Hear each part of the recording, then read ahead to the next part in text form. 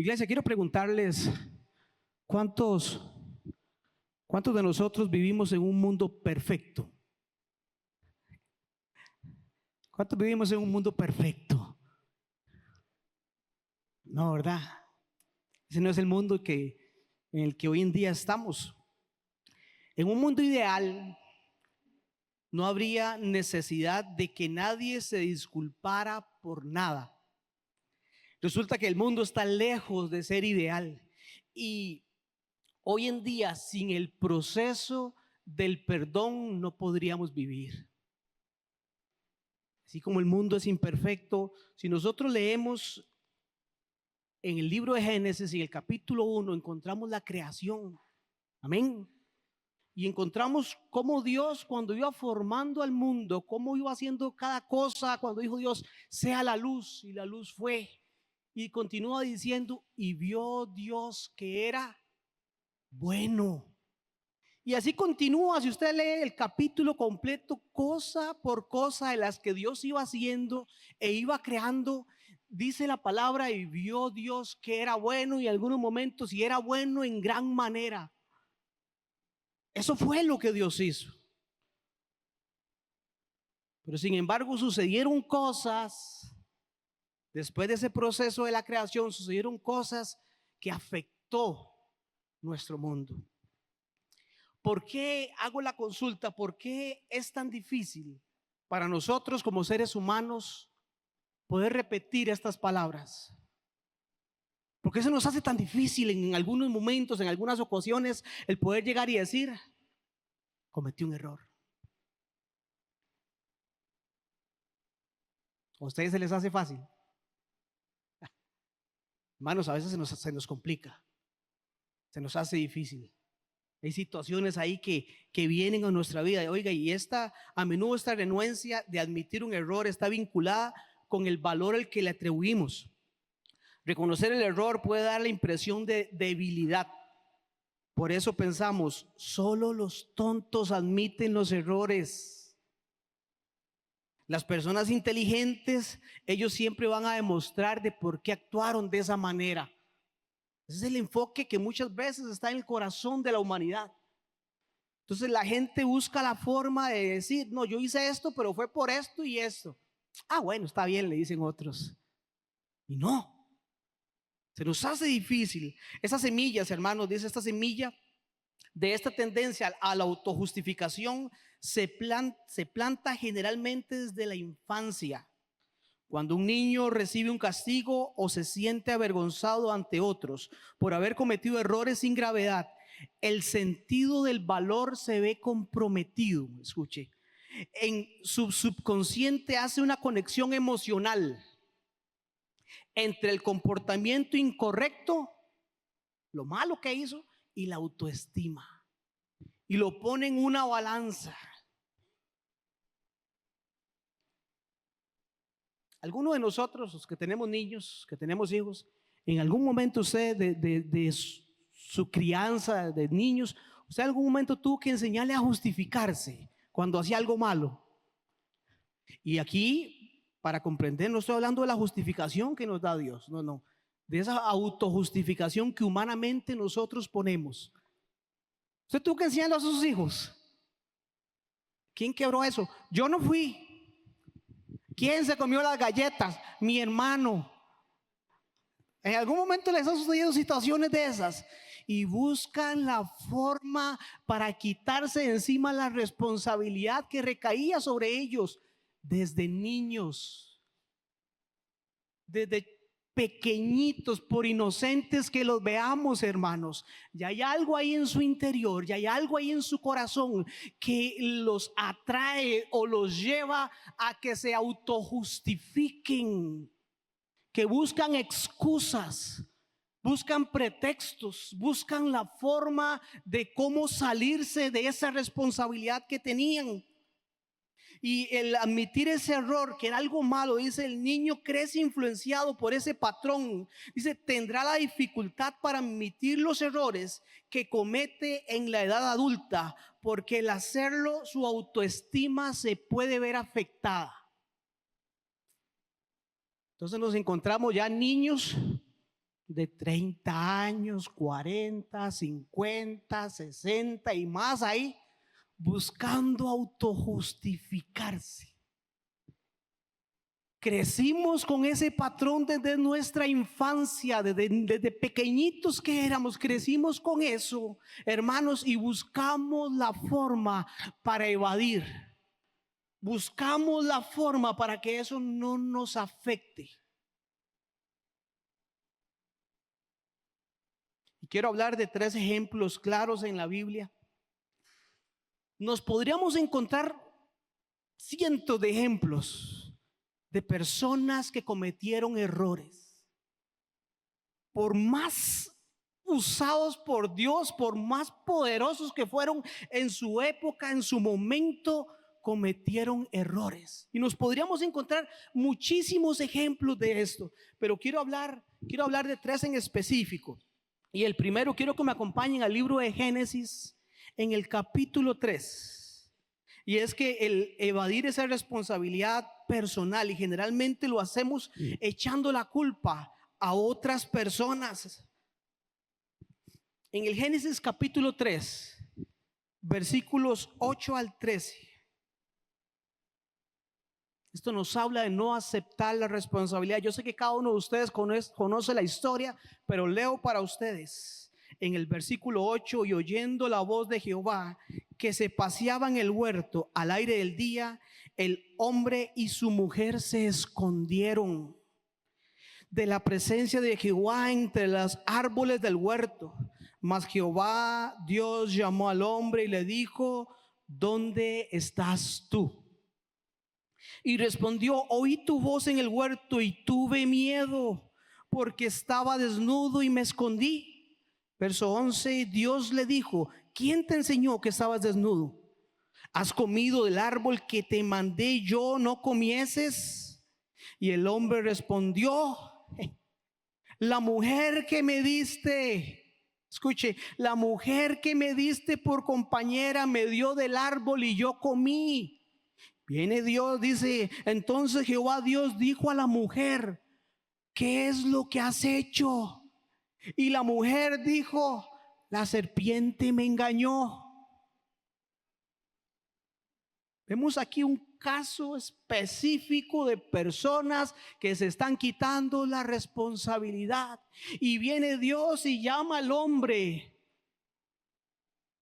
Se esconde por temor, busca la forma de que Dios no le vea, pero cuando llega, lo primero que le dice es: la mujer que me diste. La mujer que me diste. Mujer, ¿qué hiciste? La serpiente, quitándose el peso de la responsabilidad que recaía sobre ellos.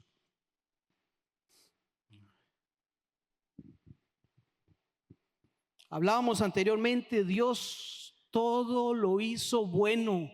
Dios todo lo hizo perfecto, hermanos. Dios en su creación, con su sabiduría, cada cosa que hizo, la hizo buena, y pensó en el disfrute de nosotros como sus hijos.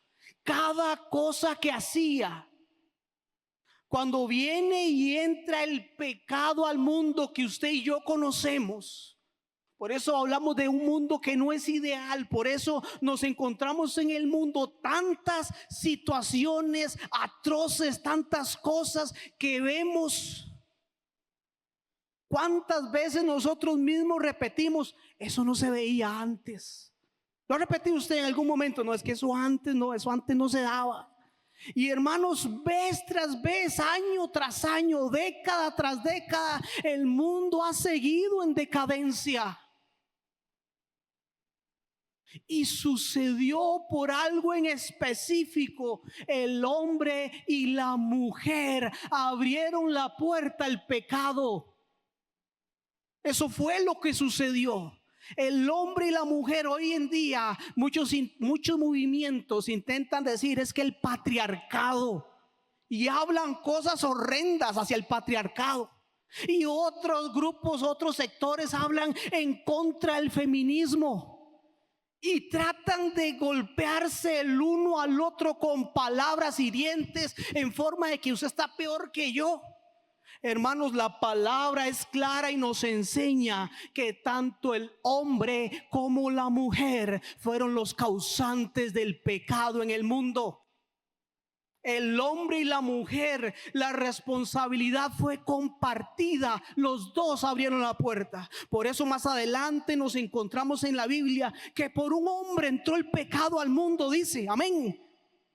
Y tal vez dicen las mujeres, jaja, salado Adán. Le están tirando a Adán. Por un hombre entró el pecado. No, no. La Biblia no se equivoca. Cuando hablamos de Adán y Eva, eran un matrimonio. Y la palabra nos habla del matrimonio que son, ¿qué? Una sola carne. Tanto Adán como Eva cometieron el error y buscaban la forma de evadir esa responsabilidad. ¿Cuántas veces nosotros mismos como seres humanos nos encontramos en situaciones como esta? Y que fallamos y cometimos un error, a veces algunos más graves que otros, y buscamos la forma de evadir la responsabilidad. Hay hombres aquí hoy, hay hombres. Sí, hay hombres, sí. Más o menos.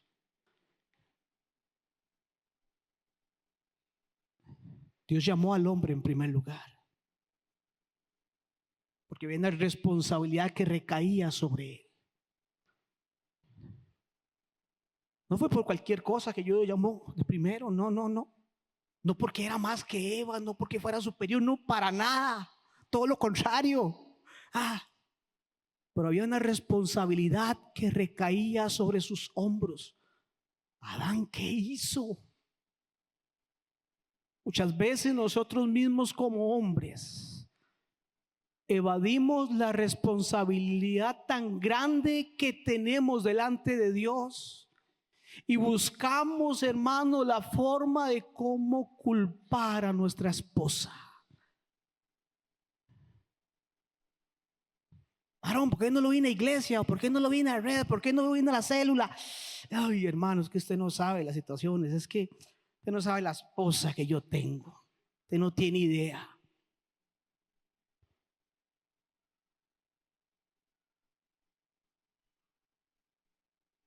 Muchos hombres intentan culpar a su esposa de la situación espiritual que están viviendo.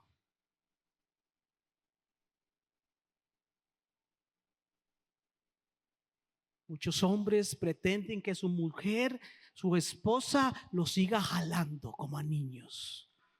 Lo siga llevando de la manita a la iglesia. Vamos. Dios tenga misericordia. ¿Dónde está la esencia del hombre? Que viene y se puede comprometer delante de Dios y decirle: Dios, yo voy. Dios, cuenta conmigo, Señor, aquí estoy, Señor, tú me rescataste, tú me libraste, es con un propósito tuyo y aquí estoy. Puedes cometer errores, sí, puedes fallarle a Dios, sí. Pero el problema es cuando no reconocemos que hemos fallado y cuando buscamos la forma de cómo evadir esa responsabilidad. Buscamos la manera de cómo salirnos y de cómo culpar a los demás. Y en medio de las familias encontramos a hijos culpando a sus padres. Y encontramos a padres culpando a sus hijos. ¿Sabe, hermanos? Este es en el mundo en que vivimos hoy en día. Y buscamos excusas para no continuar en santidad, para no guardarnos para Dios. Buscamos excusas para evadir. Eso le sucedió al primer hombre y a la primera mujer sobre esta tierra. Y nosotros como descendientes muchas veces continuamos el mismo patrón. Continuamos viviendo de la misma manera. La palabra nos enseña claramente en el libro de Romanos, en el capítulo 14, versículo 12, dice: de manera que cada uno de nosotros dará a Dios cuenta de sí. De manera que cada uno de nosotros, nos está diciendo la palabra, somos los responsables de dar cuenta a Dios. Y continúa la palabra en el libro de Efesios, en el capítulo 5 dice: mirad pues cómo andéis, no como necios, sino como sabios.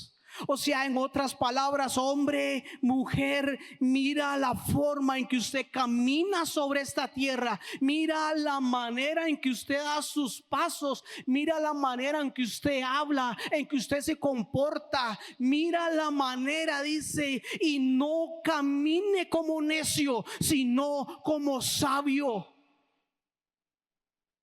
Y a veces esta palabra sabiduría a veces nos queda como largo, nos queda como lejos, hermano. ¿Sabe? La palabra nos dice que el que esté falto de sabiduría, pídala y le será dada en abundancia, dice la palabra de Dios. Si usted cree que le ha costado tomar decisiones, si usted cree que se le ha hecho difícil, doble rodillas y pídale a Dios por sabiduría.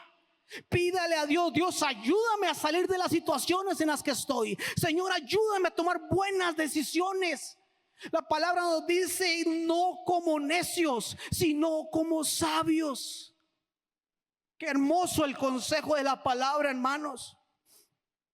De acuerdo con algunos expertos en psicología, cuando nos rehusamos a admitir nuestros errores, estamos menos dispuestos a recibir críticas constructivas, lo cual puede impedirnos el perfeccionar habilidades, rectificar malos hábitos y a mejorar como personas en general. Y aquí hay una serie de palabras, hermanos, escuchen. Esto nos puede causar, escuchen lo que nos enseña la misma psicología, esto nos puede causar vergüenza, culpa, frustración, ansiedad y miedo. El hecho de no reconocer lo malo que hemos hecho, el no reconocer los errores cometidos, nos puede llevar, según la psicología, a tener cosas semejantes como esas en medio de nuestra vida. Los adultos maduros aprenden a asumir la responsabilidad de su comportamiento, mientras que los adultos inmaduros continúan alimentando fantasías infantiles y tienden a culpar a otros. Y lo encontramos, esto sí, en medio de las familias, como hablamos anteriormente, pero lo encontramos también en medio de los trabajos. Lo encontramos también en otros círculos de nuestra vida. En la iglesia no, eso no pasa. Esas cosas en la iglesia no se dan, no, ¿verdad? Que Dios tenga misericordia, hermanos. Sabe que la palabra no nos está pidiendo mucho. Es que usted vea su caminar, es que usted se examine, que usted mismo se vea y usted pueda decir: Señor, reconozco, sí, yo fallé. Que usted, hombre, puede llegar donde su esposa, si usted sabe que le hizo sentir mal, y pueda llegar donde ella y decirle: perdóname, no era mi intención que te sintieras ofendida, no era mi intención lastimarte, no era esa mi intención. E igualmente usted, mujer, igualmente, si usted sabe que falló en algo, que usted también con toda confianza, con toda libertad pueda llegar donde su pareja, donde su esposo, y decirle lo mismo: perdóname, no quise fallarte, no era mi intención, no quiero que te sientas así. ¿Hay matrimonios aquí? ¿Hay matrimonios? Hombre, ¿cómo nos sentimos nosotros cuando nuestra esposa está mal? ¿Cómo nos sentimos nosotros cuando sabemos que ella no está bien, tal vez emocionalmente, o está viviendo alguna situación que nosotros mismos causamos? ¿Les ha pasado? A mí un montón de veces. Sí, uno dice, sí, Señor, metí la pata. Señor, fallé.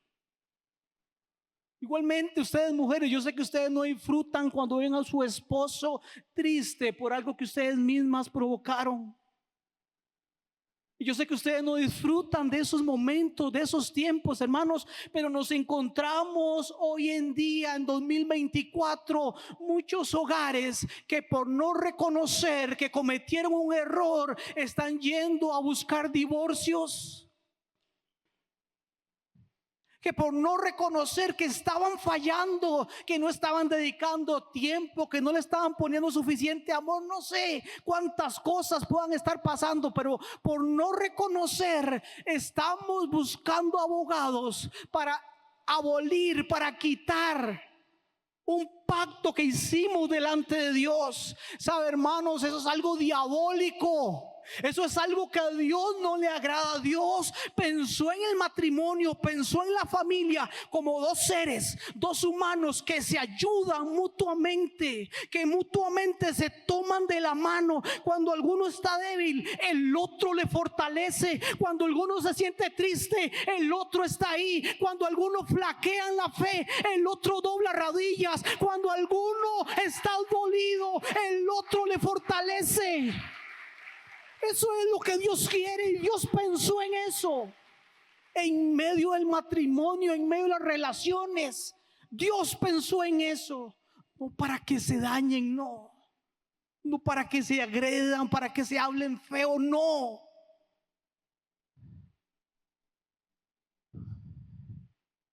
sea, hermanos, el matrimonio es algo hermoso. Y hoy por hoy puedo decir, es una bendición de Dios. Hoy por hoy, tal vez se pregunta, tal vez no tiene mucho tiempo. Qué bonito cuando tienen 1 añito, 2 añitos, 3 añitos. Qué lindo. O sea, hermanos, por la misericordia de Dios tenemos 24 años de casados, cerquita de cumplir los 25. Y puedo decirle, jóvenes, hermanos aquí, puedo decirles que el matrimonio es una bendición de Dios.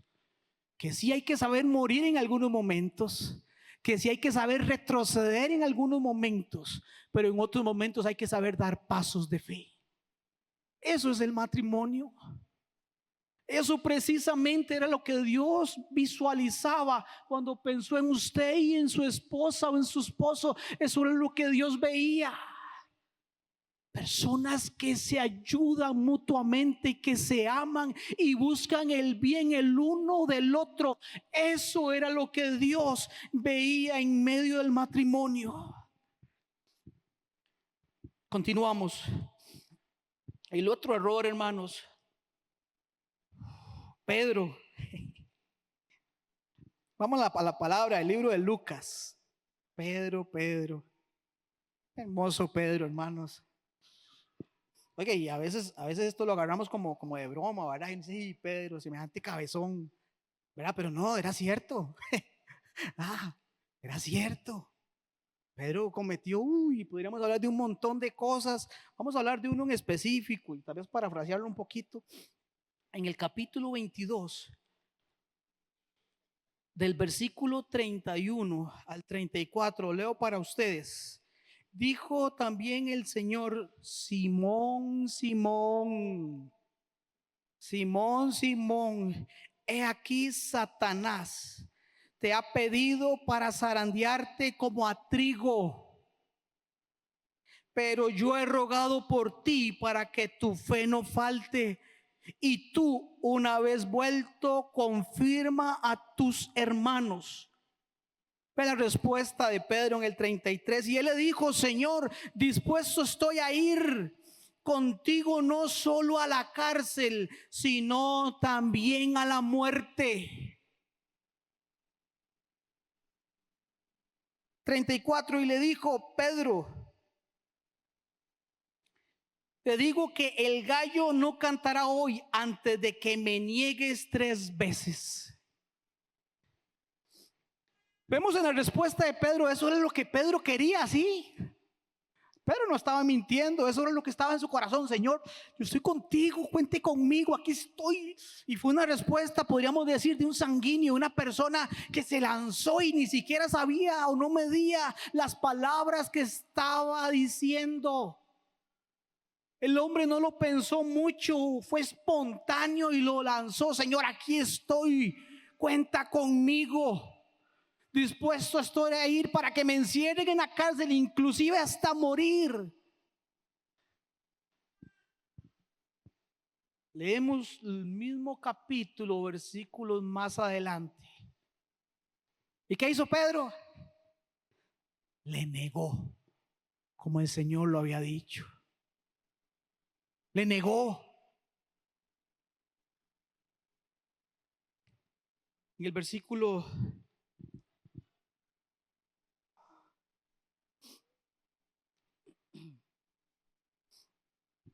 bueno, eso está en el de 54 en adelante para que ustedes lo puedan leer en su casa. Son muchos versículos. En el 61 dice: entonces, vuelto el Señor, miró a Pedro y Pedro se acordó de la palabra del Señor que le había dicho antes de que cante el gallo: me negarás 3 veces. 62, y Pedro saliendo afuera lloró amargamente.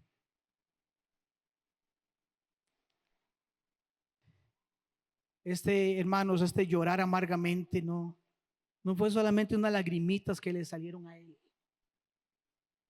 Un dolor en su corazón, un dolor en su interior, como el que no tenemos idea.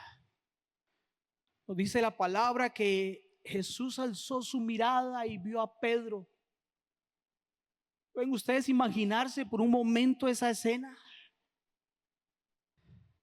Donde Pedro, viendo a Jesús allá donde le tenían encerrado, ya le habían golpeado en varias ocasiones, estaba ahí sufriendo por cada uno de nosotros, y Pedro le negó. Pedro sabía el error que había cometido, sabía lo malo que había hecho, sabía que no había podido mantenerse firme en sus palabras,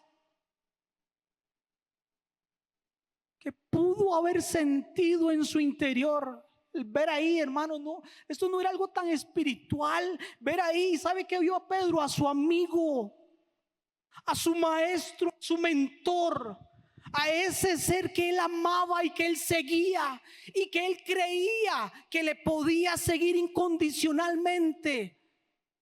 Eso era lo que Pedro estaba viendo en este hombre, en Jesús. Jesús, te fallé. Jesús, te negué. La gente, si leemos la Biblia, la gente veía en Pedro lo que veía en Jesús. ¿Era algo malo? Era algo bueno, hermanos. La gente veía en Pedro la esencia de Cristo. La estaban viendo. Ciertamente habla igual que ellos. Estaban viendo lo que Cristo había formado en Pedro durante más de 3 años. Lo estaban viendo. Y Pedro no soportó la presión y le negó. Pedro no soportó lo que estaba viviendo, lo que estaba pasando en medio de esa opresión, y le negó, nos dice la palabra. Ese dolor que trajo la vida de Pedro, hermano, ¿sabe? Por eso entendemos la oración de Cristo que había hecho versículos anterior. Y si le prestamos atención a la oración de Jesús, nos damos cuenta de muchas más cosas. Le repito el versículo: Pedro, yo he rogado por ti para que tu fe no falte. Y tú vuelto. ¿Qué sería lo que Dios le estaba diciendo con ese vuelto?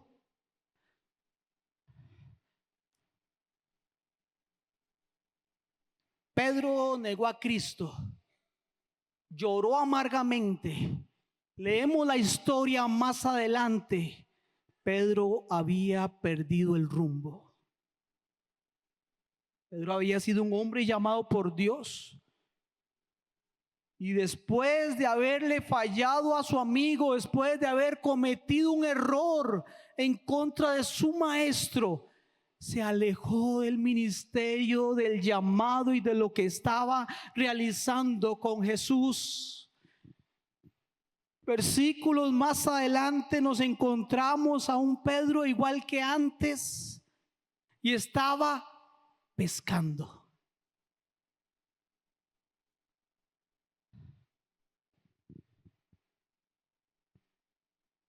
Pedro nuevamente estaba haciendo lo que antes hacía. Eso estaba haciendo Pedro. La fe de Pedro, hermanos, no estuvo exenta de altibajos, pero a través de sus fracasos su fe se fortaleció. Pedro, en ese libro, bueno, si lo leemos, el libro de los Hechos, se convirtió en un gran líder audaz e inspirador de la iglesia primitiva. Su fe en Cristo lo llevó a predicar el evangelio sin temor y a enfrentar la persecución. La oración de Jesús, hermanos, la oración de Jesús por Pedro nos enseña que no debemos subestimar la importancia de orar con fe por las demás personas. Ahí vemos a Cristo y ya Jesús sabía: Pedro, me vas a fallar, Pedro, te vas a alejar. ¿Cuántas veces, iglesia, hemos sido nosotros este mismo Pedro? ¿Cuántas veces nos hemos comportado nosotros mismos de la misma forma y hemos tomado las mismas decisiones? Me voy a dar un tiempo, ahorita no es el momento. Pedro falló, reconoció su error, lloró y le costó poder recibir el perdón, le costó poder recibir en este proceso. Fue difícil para él, ese proceso a él le costó, hermanos, una lucha interna. Y si leemos, como leí anteriormente, el libro de los Hechos, vemos a ese gran líder de Dios. Vemos a ese hombre apasionado por predicar la palabra, y vemos cuando predica la palabra nos dice que en el primer sermón se convirtieron alrededor de las 5,000 personas, y más adelante viene y predica nuevamente y se convierten alrededor de 3,000 personas. ¿Sabe, hermanos? Pedro había sido escogido por Cristo para ayudar a levantar a su iglesia. Y el diablo quería aprovecharse de esto y buscar la forma que por medio de un error sacarlo del propósito. Por medio de un error sacarlo de hacia dónde quería llevarle Dios. ¿Qué pasaría si sacáramos de la ecuación, si sacáramos de la Biblia el ministerio de Pedro? ¿Cuánta gente hoy en día ha sido bendecida por su vida? ¿Cuánta gente ha sido bendecida por el llamado que él recibió? Hermanos, hoy en día nosotros representamos a este mismo Pedro. Hoy en día somos nosotros los llamados por Dios para dar la cara en medio del ministerio, para llegar a predicar de Cristo a otras personas. Hoy en día somos nosotros los llamados por Dios para ir afuera a las almas, y muchas veces un error nos quiere tirar atrás. Muchas veces un error nos quiere alejar del propósito que Dios tiene para nuestras vidas. Un error. O sea, hermanos, si nosotros lo consideráramos, no era algo tan gravísimo. No era algo tan de peso si lo valoráramos humanamente. Simplemente dio una excusa: no, yo no soy, no. Pedro estaba mintiendo y no estaba reconociendo de que él realmente había sido el llamado. Esto que sucedió en la vida de este hombre fue con un propósito de Dios que lo llevaría más adelante a poder crecer a dimensiones que ni él mismo se imaginaría.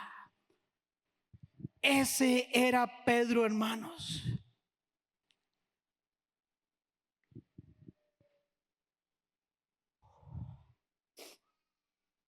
El doctor y escritor estadounidense Spencer Johnson dijo: pocas cosas son tan poderosas como el sentido común y la sabiduría y la fuerza para admitir cuando cometes un error.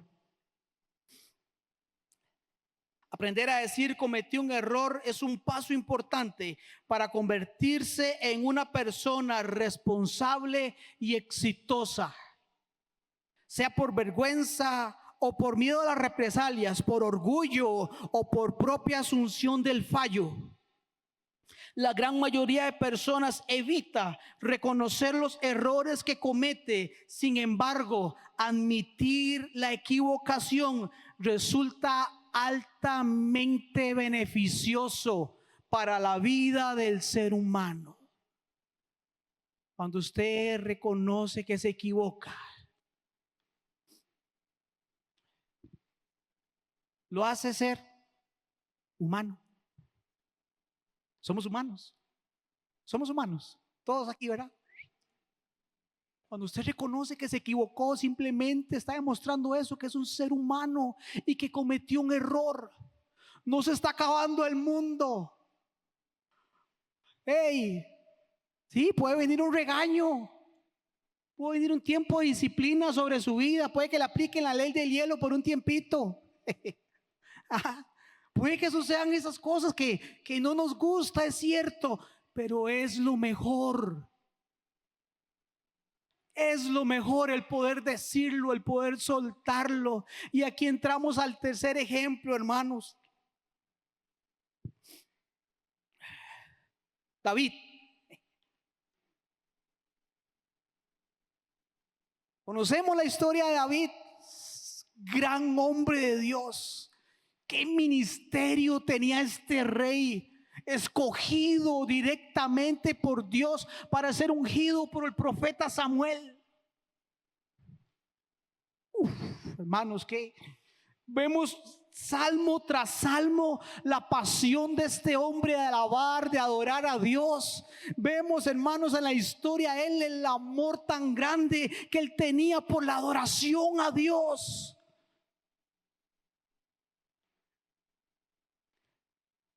Pero hubo un tiempo en su vida en que las cosas no estaban sucediendo como que quería que sucedieran. David también, en medio de esta lista de hombres que cometieron errores, de personas que fallaron a Dios, en el Salmo capítulo 32, Salmo 32.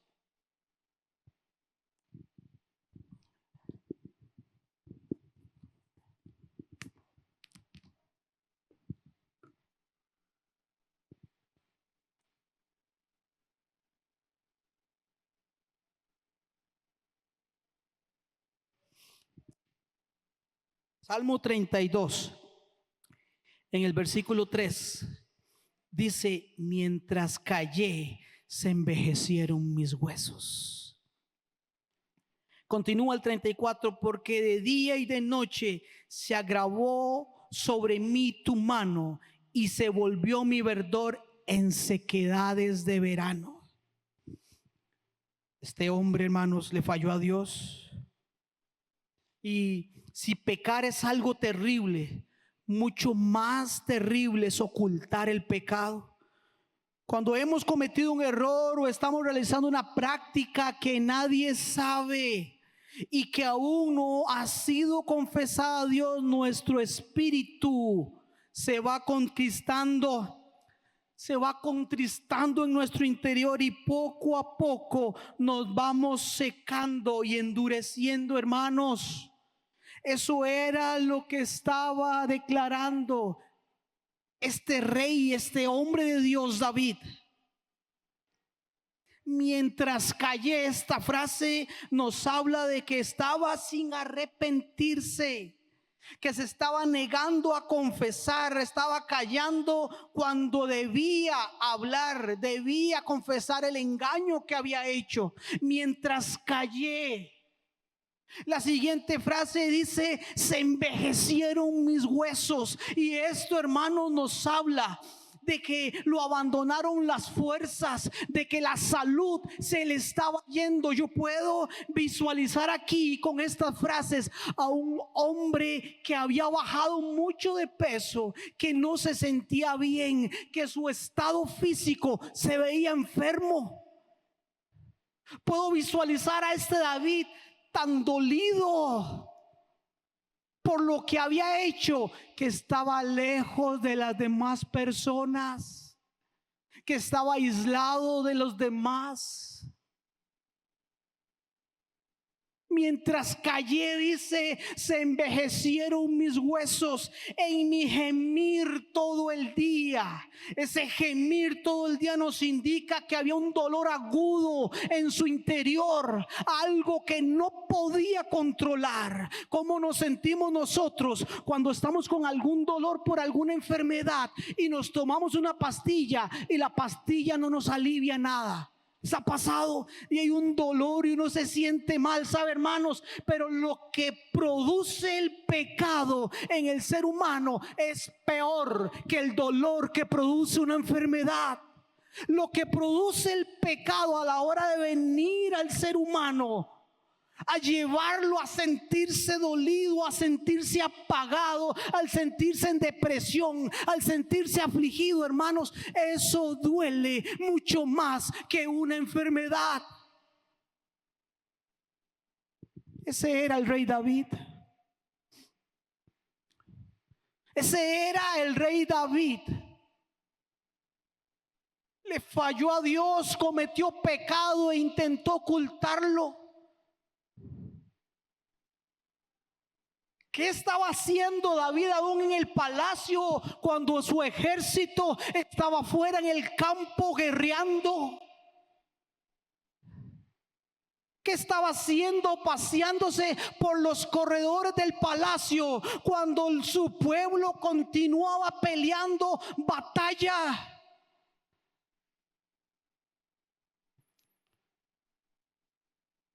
El ser humano muchas veces comienza procesos de retroceso y los ve y continúa. Voy a repetir esto. El ser humano muchas veces inicia procesos de retroceso. Y están las luces amarillas que se encienden. No fui a la iglesia. Otra semana voy. No fui a la oración, me invitaron a ir a la oración y no fui. Otra semana. Y comenzamos a retroceder poco a poco y no nos damos cuenta de que el enemigo está ganando terreno. El enemigo quiere ganar ventaja sobre los hijos de Dios. El enemigo quiere ganar ventaja y separar a los hijos de Dios del propósito por el cual Dios les llamó. Este fue el caso de David, un gran hombre de Dios con un llamado increíble, apasionado por la palabra, un hombre diestro en batalla, y podríamos hablar de muchísimas cosas que lo catalogaban como un hombre exitoso. Se dio terreno, vino la tentación y cayó. Y lo peor de todo eso, que él mismo lo admite, trató de ocultarlo. Trató de evadir la responsabilidad que recaía sobre él.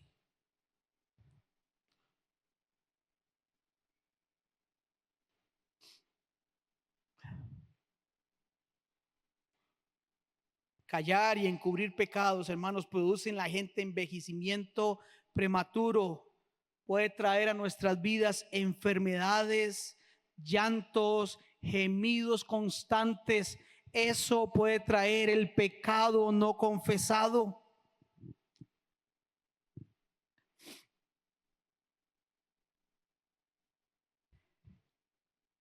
en Primera de Corintios, en el capítulo 11, versículos 31 y 32.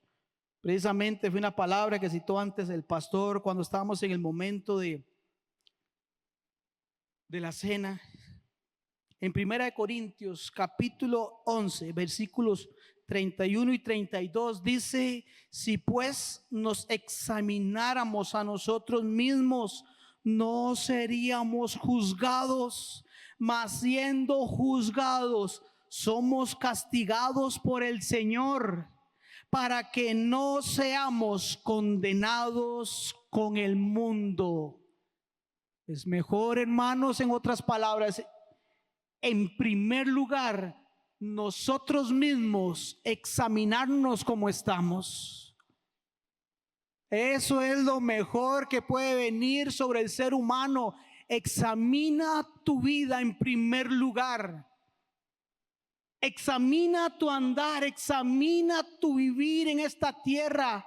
Examina tus reacciones en momentos difíciles. Examina tus palabras en momentos en que te has sentido ofendido por alguien. Examina tus respuestas.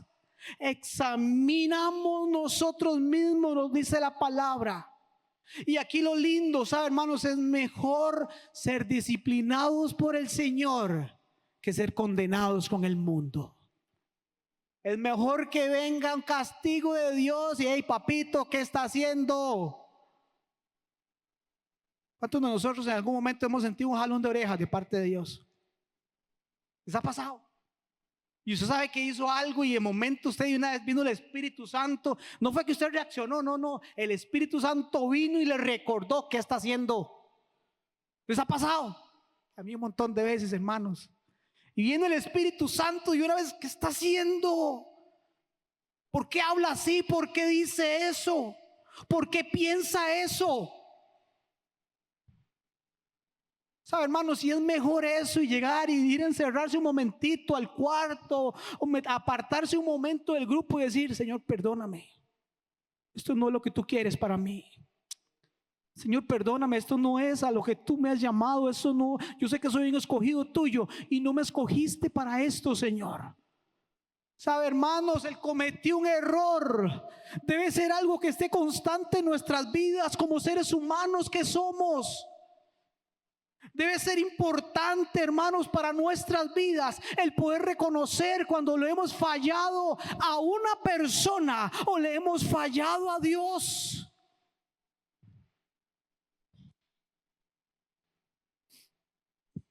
Todo el mundo comete errores, pero el que no reconocemos, ese error que no reconocemos, es precisamente el que nos destruye. Y esto, hermanos, la importancia de confesar el error y no guardarlo.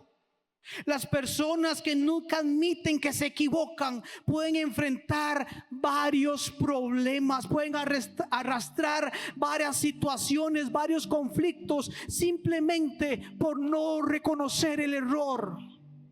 La palabra nos habla en el libro de Proverbios, en el capítulo 28, versículo 13: el que encubre sus pecados no prosperará, mas el que los confiesa y se aparta alcanzará misericordia. ¿Cuántos de nosotros queremos alcanzar misericordia de parte de Dios?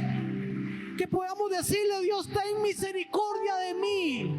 ¿Sabe? El que los confiesa y se aparta, dice la palabra, no sigue ahí, no continúa ahí y se aparta, alcanza misericordia. La palabra también, hermanos, en el libro de Primera de Juan, en el capítulo 1, versículos 8 al 10, dice: si decimos que no tenemos pecado, nos engañamos a nosotros mismos y la verdad no está en nosotros. Si confesamos nuestros pecados, Él es fiel, dice la palabra, Él es fiel y justo para perdonar nuestros pecados y limpiarnos de toda maldad.